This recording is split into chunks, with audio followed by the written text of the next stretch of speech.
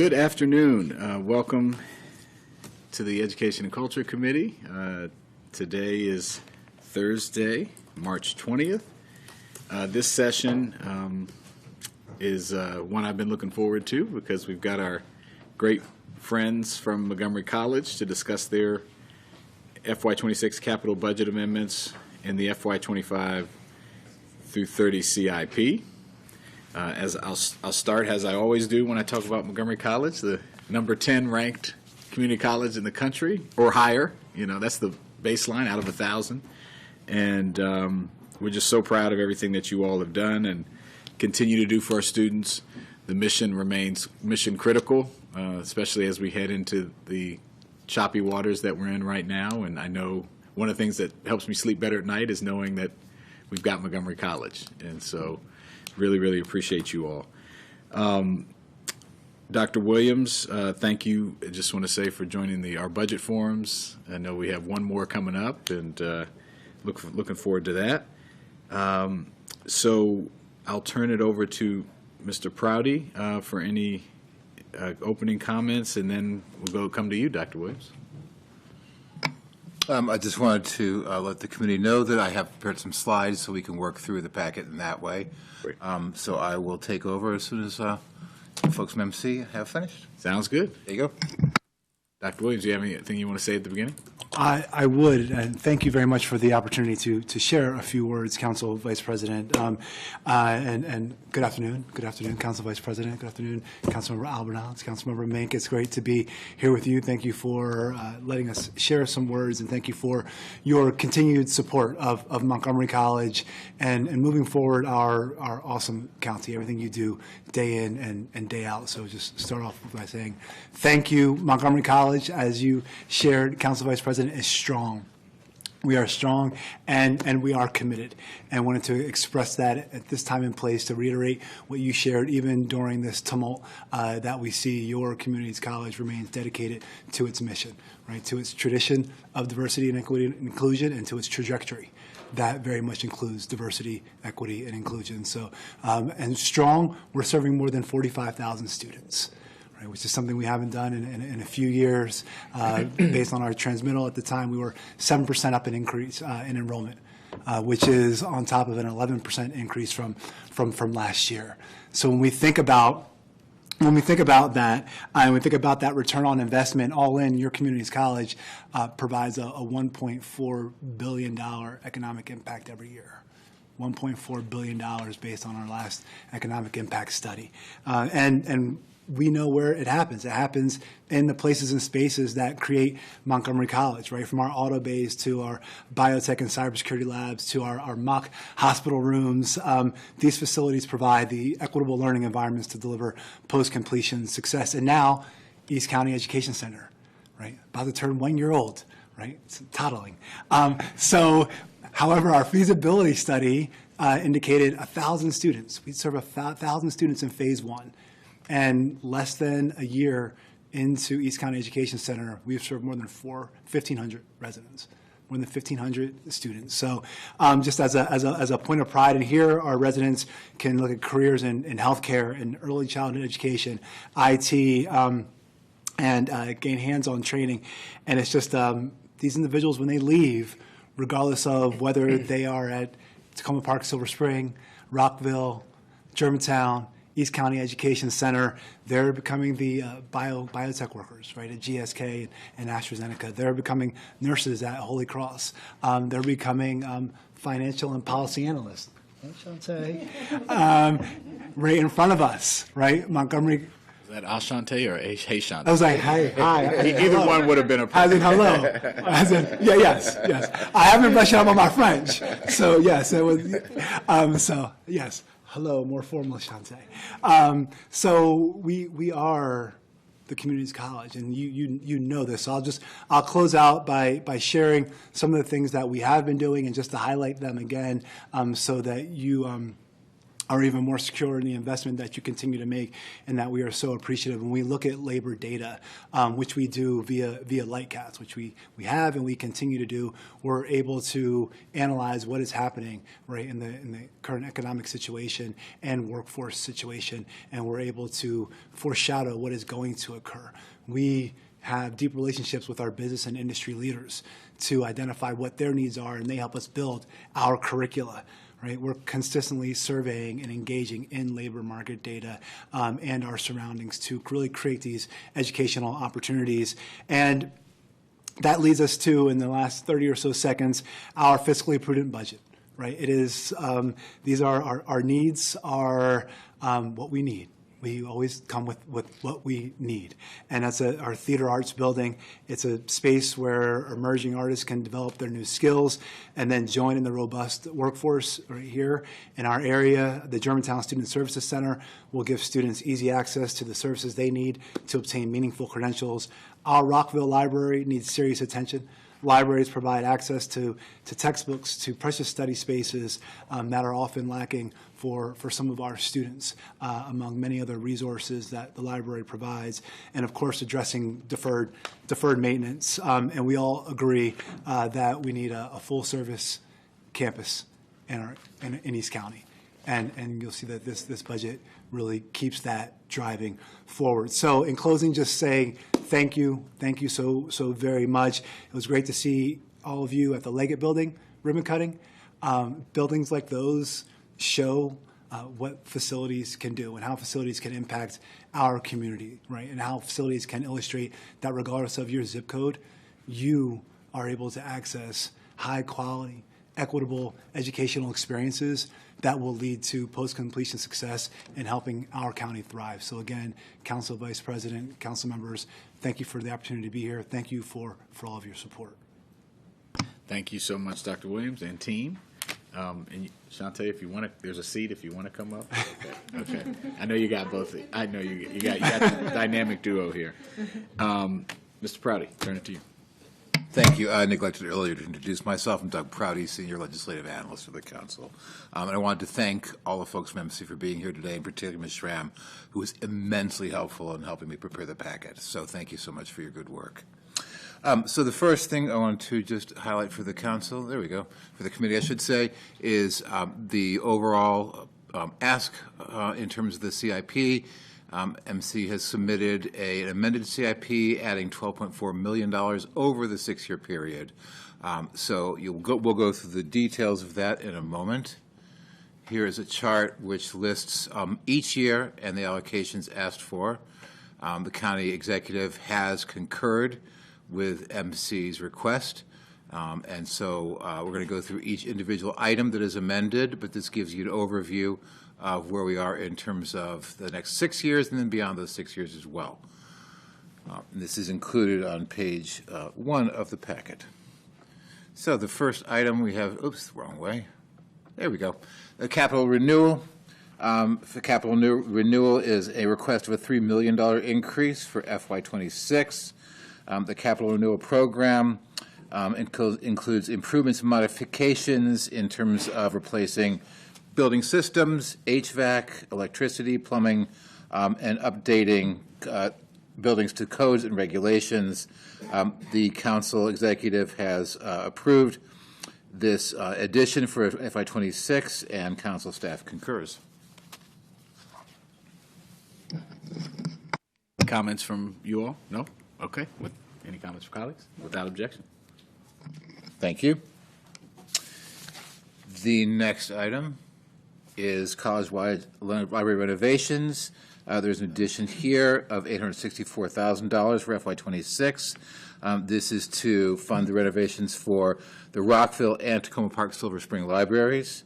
The renovations include improvements to modernize the spaces, to provide collaborative and innovative space for students to work together in the library on the second floor, and then also private study spaces with resources available based on their area of study on the third floor.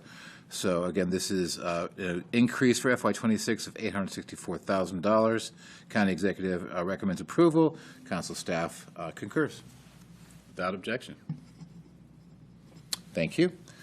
The, oops, wrong way again. There we go. Next item is the East County campus.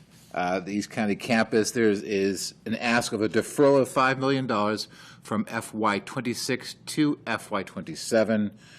This is funding for the planning, studying, programming, and master planning updates for the East County campus.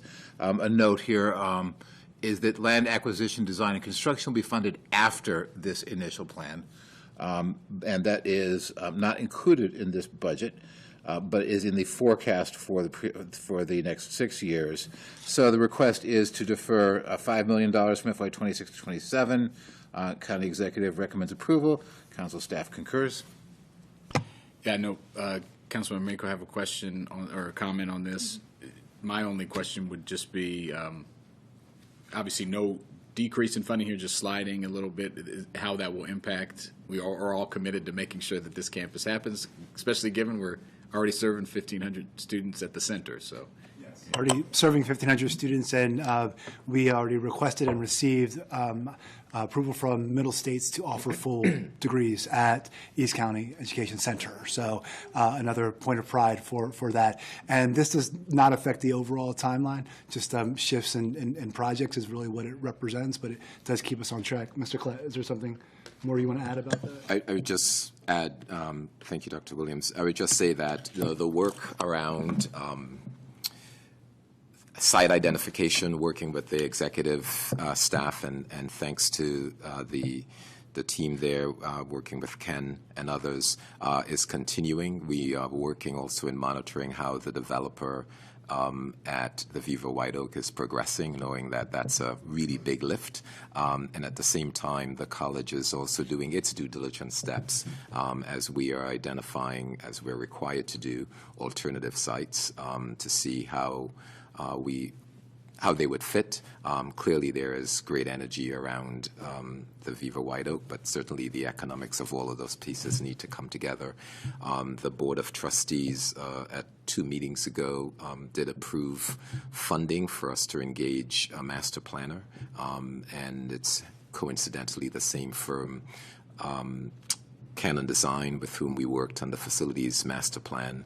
So at one of the top architectural design firm in the nation, and so we'll be beginning that work. As you think about the planning and design, and although the funding here is shifted, there is sufficient work and for us to continue and move without interruption. And a big part of that is certainly from a master planning perspective, doing a lot of the heavy lifting to look at, based on sites, how we would program roads and, all the things that would go into the campus, and then how it intersects based on where the location lands. So, good progress there, and, more to come. We've certainly been engaged with the finance department as they've been working on trying to figure out bond structures for the bigger projects, and the work will continue with the executives team as we engage further around looking at what are those public benefits that we need to be coordinating and aligning to use the county's dollars wisely, and then certainly based on the planning efforts, be able to then identify the best mechanisms for funding the various elements of the campus. Well, very exciting. I can probably speak for my whole committee, and I'll turn to Councilmember Mink, but that no matter where I am in the world, I will be back for when this campus opens. It's just an exciting time. Councilmember Mink. I'm so excited. The community is so excited, and I think we're seeing that excitement and that interest, as you noted, at the ECEC, and which is, I'm there all the time now, which is wonderful, and so are so many of our community members, because it's not just for classes. It's young families and kids who that's going to be their future site of classes. It's people of all ages for all different purposes, and the work that's being done there, Dr. Tesfa, everything that's happening there to really make that location a place that the community feels is theirs and where they belong, and where they can see themselves, they can see their kids coming there to take classes. It's all the things that we had really hoped for in the visioning of this, and I thank those who came before me. Like it's happening, and it's so exciting, which just makes me all the more excited about the campus that is coming. So very, very, very excited about that. And I appreciate the background about the work that you're doing to get there. Is there anything else that, I get these questions a lot, as you can imagine. When are we going to have the campus, right? Is there anything else that you can say about what timeline is looking like, about I understand there's both a state and a county regulatory process about where we are with the state. I'm looking for answers that I can pass on, obviously, and I know that there's things that you can't say, but is there anything else that you can say? So I think and we certainly appreciate the exuberance and excitement about it. What we've been trying to temper a bit is that, a lot of the work right now is the behind the scenes that is really trying to align really significant structures and funding to make things happen. And I think what you can reassure the residents in the East County is the college's commitment for engagement remains strong, meaning when, in the same way you spoke to the East County Education Center as a place where the community can feel that they can use it's theirs, our aspirations for the campus there are the same, right? So in order to make that real, we have to actively engage and deeply engage the community in not only what we're thinking, but what they're looking for. We're looking at the alignments with workforce and all of those items. So I think one, that at the appropriate time, coming soon, we will engage deeply. You say coming soon? I'm gonna write that down. Yes, soon, coming soon. I mean, again, the places where we have to spend, the time right now is really ensuring the governmental entities are aligned, right? So we don't want to get ahead of and frustrate anyone by merely coming into meeting spaces and saying, well, we can't really say that. We don't know this just yet, right? So we're just trying to get those pieces together, depending on sites and certainly in a place where there's a lot of energy around, there's just really kind of boring but really important work to be done around getting funding aligned and getting, incentives and programming done. So those are the things that aren't sort of like the big public pieces, Right. but certainly the sequencing of that as we engage the master planner and as we start that work, we are committed to engaging the community in their feedback and I think I would say in the same way as we were developing the facilities master plan and we actually came out to the East County, we were just up the street from the education center and invited the community for those who could be there in person or not those who could participate via Zoom. We'll do those things. And I think, including, elements of, what we've seen work in the East County, having participated in some of the advisories, and I know you used and engaged those entities around door knocking and getting out and really thinking about different ways to ensure that we listen to all voices. That is a commitment. So I think at this point, that's the biggest reassurance I think I could offer up. We just need some time to get the things that need to align across moving sums of money and getting those plans in place.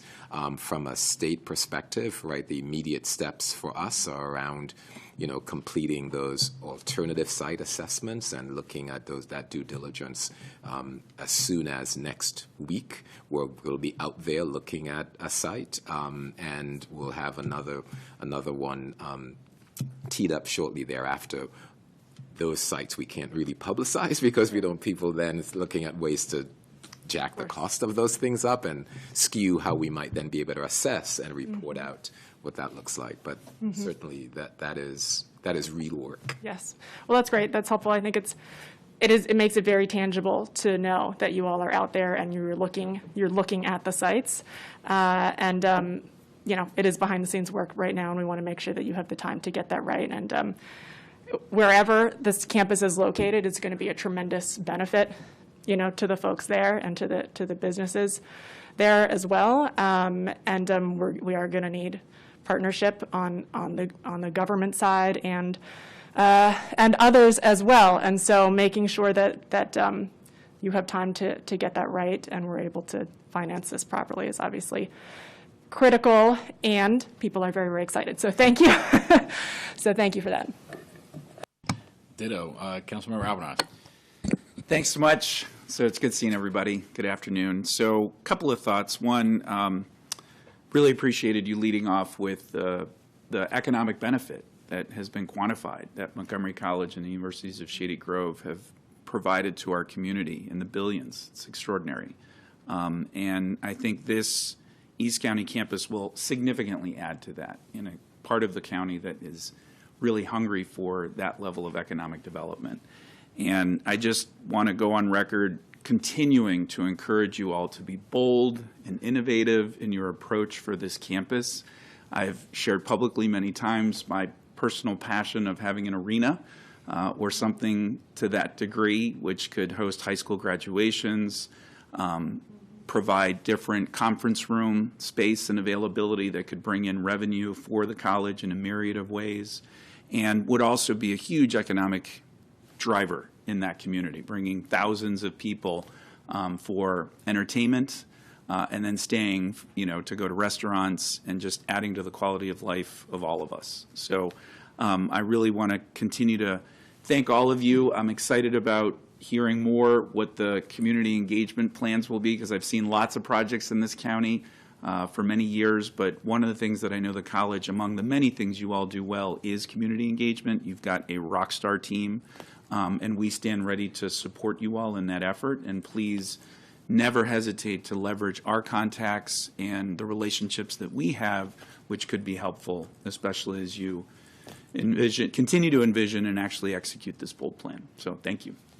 So if I may, Councilmember, I would say that we've heard all of those things you just said, and I don't think you'll be disappointed as we contemplate being bold and engaging the community. And I just will say, while it seems less specific now, know that we're committed to soon coming back to share, that project timeline with you so that you could see those key touch points about when we're out and those next pieces. So we'll do that. And let's make sure once you're ready, we come back and do it here. We have a committee session, after the budget probably, I would assume, so summer, fall-ish, whenever you're ready, if you're ready that soon, yeah. And thank you for that plug, Councilman Robert. I was just thinking, I just got my daughter's graduated from 8th grade from MCPS, and they're having the promotion ceremony at a private school because there's no space, and everyone only gets 2 tickets. And it's just one of the many things that every parent is I could multiply that story times, tens of thousands, where people just literally won't be able to see their loved ones graduate or be promoted. And in addition to the youth sports and there's just a ton of reasons. And we don't get to do something like this. Doesn't happen that often. Like, we don't build a brand new huge thing that often. I don't, so I just want to double tap what Councilman Robinaz said, and excited to hear you guys are thinking boldly and bigly. And bigly, that's not a word, but in this context, it's appropriate. There we go. So without objection, we will enthusiastically move forward this adjustment to the CIP for the East County campus. Thank you. The next item is, wait till this catches up. There we go. Is the Germantown Student Affairs Building and Renovation Addition. This is Phase 2. The college is requesting an additional $166,000 in funding for FY30, and then you can see that beyond the 6 years, there's a request for an additional $1,284,000. This is to fund the development of the Student Affairs and Science Building. We're building it from 2 to 3 stories, which would net a gain of 18,000 gross square feet. And it will incorporate not only the Student Affairs Building, but also the Department of Physics and a Math, Physics, Engineering Learning Center. So their request is $166,000 for FY30. and this is to reflect the state allowable cost escalation of 4%. County Executive recommends, Council staff concurs. No comments, without objection. Thank you.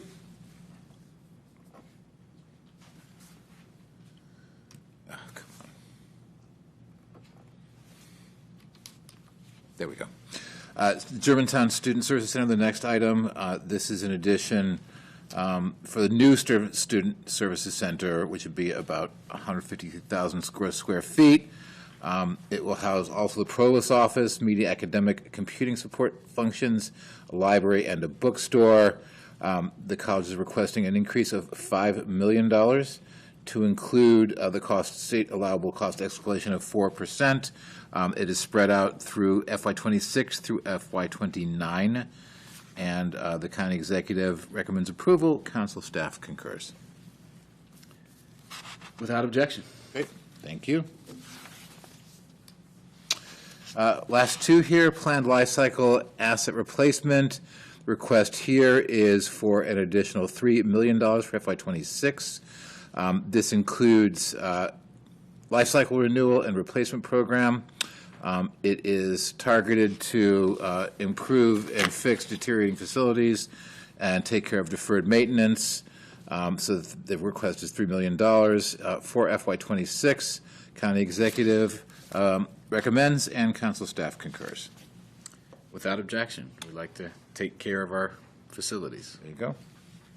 And finally, the Rockville Theater Arts Building renovation. There is a note here, if you note, please, at the bottom, that there is an adjustment to this chart. So this is to fund the renovation and expansion of the Theater Arts Building at the Rockville campus. The request actually is $167,000 for this project. This chart will be amended. The ask for the local funding will be moved from FY26 to FY27. The $1 million at the bottom of the note there is incorrect, unless the council wants to, no. Didn't think so. Just wanted to make a note that note is incorrect. It's $167,000. That was my error. My apologies. The county executive recommends, and council staff concurs. He said we were going to be bold, but There you go. Might be a little bit too bold. not that bold. There you go. Yeah, exactly. Is there anything, I know this was a big topic last year, and we were happy that this made it in, and that any update on this and how this will impact the effort to get this renovation done? Thank you for recalling that last year, and during the budget sessions, we definitely had some students share their deep interest in seeing this building really kind of repurposed. And just to share again, the appreciation for the support and just the fiscally prudent way in which we are going about, really addressing the issues in this building. Right, this is a repurposing. It's not a tear down and a rebuild. It does remain, still remains important for our students and obviously our educational programs, as well as endeavors with the community. So. And we love the 50-50 split too, so that's good. Okay, well, without objection, approve that as well. And that is the last item. Okay. Any comments from you guys? All right. Anything you'd like to add? Yes. Yes, Mr. Vice President. I do believe that you and council members know Mr. Collette and Ms. Schramm. However, we have a new member of the MC team with us. It's Carla Pullen, and if she could just take a moment to introduce herself. Absolutely. Yes, please. Thank you, sir. Good afternoon, everyone. Carla Pullen. I'm the Vice President for Facilities Management, Capital Planning, and Sustainability. Thank you. It's great to be here with you today, and we greatly appreciate your consideration of our requests. Welcome. And Thank you. You had a Ms. good Pullen's first time. Yes. Pullen's another addition to my awesome team, and part of the test is if she can say her lengthy titles. Absolutely. Well, thank you all. As I always like starting with Montgomery College, it's always fun and usually not very difficult. So thank you. With that, we are adjourned. Thanks, everybody.